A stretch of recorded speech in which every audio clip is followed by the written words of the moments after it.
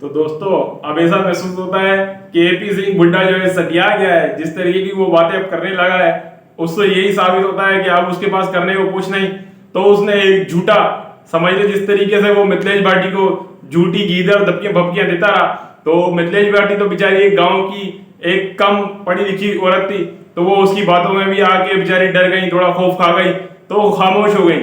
जिनकी आवाज आपने सुना होगा कि अब अगर आप मिथिलेश भाटी से कोई पूछे भी तो इसका जवाब वो नहीं देती है। अस्सलाम वालेकुम। तो दोस्तों उम्मीद करता हूँ आप सब खैरियत से होंगे और अपनी लाइफ बहुत अच्छी तरीके से एंजॉय कर रहे होंगे। तो दोस्तों आज की जो एपीसी की गुफ्तगू आपने सुनी होगी, यकीनन आपको बहुत ज्यादा हंसी भी आई होगी और साथ में गुस्सा भी आया होगा। तो दोस्तों हम तो बहुत हैरान है कि ये बुड्ढा वाकई सटिया चुका है। तो जिस तरीके से मोमिन मलिक साहब ने इसको लताड़ा, इससे पहले आज तक कभी मोमिन मलिक साहब ने ऐसा इसको नहीं लताड़ा। बहुत ही ज्यादा हमको तो मजा आया और हमारे पूरे पाकिस्तान में तो समझ लें कि इसकी मीम्स बनाई जा रही है, जगह जगह गली गली जो है खुशियां मनाई जा रही है कि जिस तरीके से आज जो है ना मोमिन मलिक साहब ने इसको कुत्ते की तरह लताड़ा है। मोमिन मलिक साहब ने इसको क्या कहा, एपी सिंह को, ओए बुड्ढे सुन, और कहा कि खुशियानी बिल्ली खंबा नोचे। हम तो कहते हैं कि वो ये पागल कुत्ता खंबा नोचे। तो दोस्तों जैसा कि आप जानते हैं कि अब गुलाम हैदर भाई बहुत ही जल्द भारत तो दोस्तों जिस तरीके से आप जानते हैं गुलाम हैदर भाई बहुत ही जल्द भारत आने वाला है। तो एपी सिंह को अब कुछ और तो सूझा नहीं।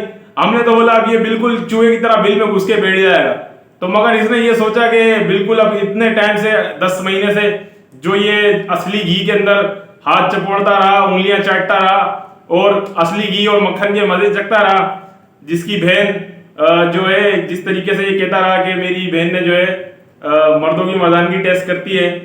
तो दोस्तों आप अंदाजा लगाइए किस किस्म का जलील और कमीना इंसान है। तो हम तो ये कहते हैं कि जिसको हमने मिसाल के तौर पे हमारी जो जितनी भी बहनें हैं भारत की, हम उनका नाम लेते हैं एक मिसाल है, उनको अगर दीदी भी कहते हैं ना खाली लिखने के हद तक, तो हम उनकी दिल से इज्जत करते हैं, रेस्पेक्ट करते हैं। जितनी भी हमारी बहनें हैं, जितनी हमारी माएँ बहनें भारत की बाशऊर जो है जितनी भी हैं, हम उनकी सबकी दिल से रेस्पेक्ट करते हैं। और जिसको ये बेगैरत आदमी अपनी बहन कहता है उसके बारे में कैसे कैसे अनाप शब्द इसने कहे, आप खुद सोच सकते हैं कि जिस तरीके से ड्रामाई अंदाज के अंदर ये बीच में मनोज मस्ताना के चैनल पे भी जिस तरीके से कहता रहा कि जो है अरे भैया हस्बैंड और वाइफ के दरमियान में रात के 12 बजे जो होता है उससे खिड़कियां नहीं टूटती हैं। तो दोस्तों ये पागल नजर आता है मेरे को तो जिस तरीके से, और वो बहना जो यूं यूं करके ऐसे ऐसे मुंह छुपा रही है, तो वो बहन को नंगा कर रहा है और बहना जो है शर्मा रही है, क्योंकि जैसी बहन है वैसा ही भैया है। तो दोस्तों आज जिस तरीके से मोमिन मलिक साहब ने इस कुत्ते को लताड़ा है, ओ हो मजा आ गया। तो हम भी कहते हैं ओ बुड्ढे सुन, तू आज तक जो सीमा को बेवकूफ बनाकर पैसा घसोटता रहा, मजे घसोटता रहा, ठीक है, लोगों के अयाशियां कराता रहा, अपनी भी अयाशी करी और दोस्तों की भी अयाशियां कराई। अब तेरे को लग पता जाने वाला है कि जिस तरीके के वकील से अब तू जो सामना तेरा होगा ना वो तुझे पता चल जाएगा। तू किसी से आज तक किसी से सामना हुआ नहीं, तो आज तू किसी शेर के सामने आया है, शेर बब्बर शेर, और तू एक गीदड़ वकील है, घुसपैठिया लकड़ भग्गा।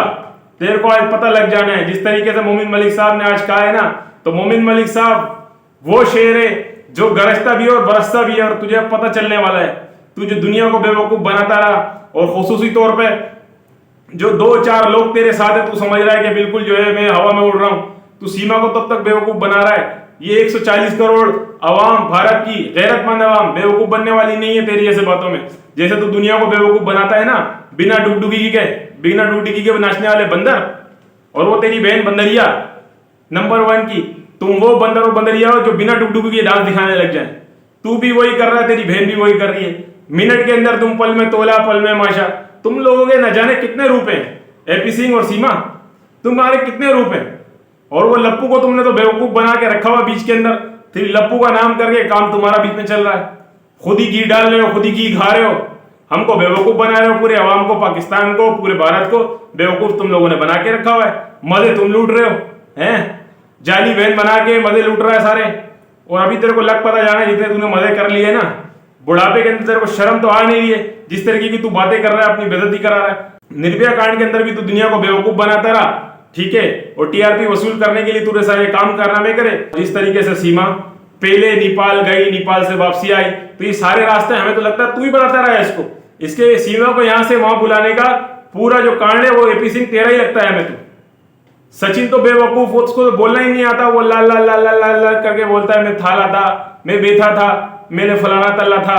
तो हमें तो लगता है सारा कांड ही एपी सिंह का है, जिस तरीके से ये दुनिया को बेवकूफ बना रहा है। और आज जाली जाली जो है वो शो करके अपनी बहन के चैनल पे आके जी वो नंबर 1 पे ये है, नंबर 1 पे वो है, फलाना है ढिमकाना है, जाली जो है तू केस करवा रहा है, लोगों को धमकियां देता है। तू क्या समझता है भारत की आवाम बेवकूफ है? जो तू भारत की माँ बहन बेटियों को बेवकूफ समझता है, यूट्यूबर्स को बेवकूफ समझता है? हमें तो लगता है बुड्ढे तू सटिया चुका है, तू बिल्कुल सटिया चुका है। जिस तरीके के अब तू काम कर रहा है ना, हमें तो ये लगता है ये एपी सिंह सटिया चुका है।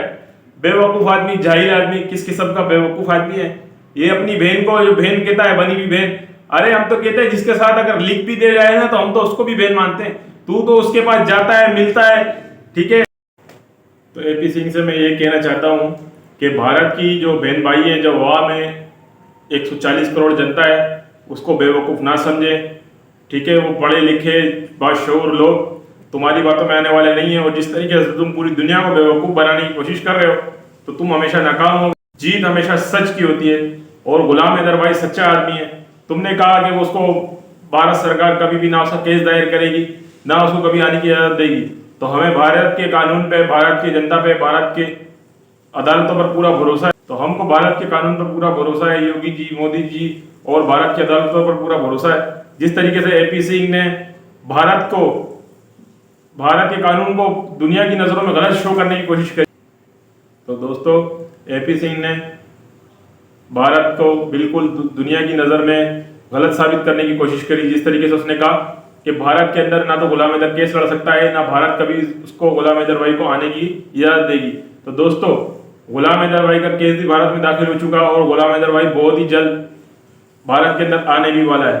और हम किसी गीदड़ बक्कियों से डरने वाले नहीं, और बिलखुसूस गुलाम हैदर भाई भी कोई गीदड़ बक्कियों से डरने वाला नहीं है। हमें भारत के कानून पर पूरा भरोसा है। गुलाम हैदर भाई को पूरी सिक्योरिटी दी जाएगी। देखिए दोस्तों, मैं आपको बताता चलूं कि गुलाम हैदर भाई जब बिल्कुल तनहा अकेला था, जब भी वो बिल्कुल डटा रहा, अब तो उसके साथ पूरे पाकिस्तान, पूरे भारत की आवाम है, पूरी जनता है। अब किसी किस्म का उसको कोई ना डर है ना खौफ है। डरते जो है गीदड़ है, जो कि एपी सिंह है।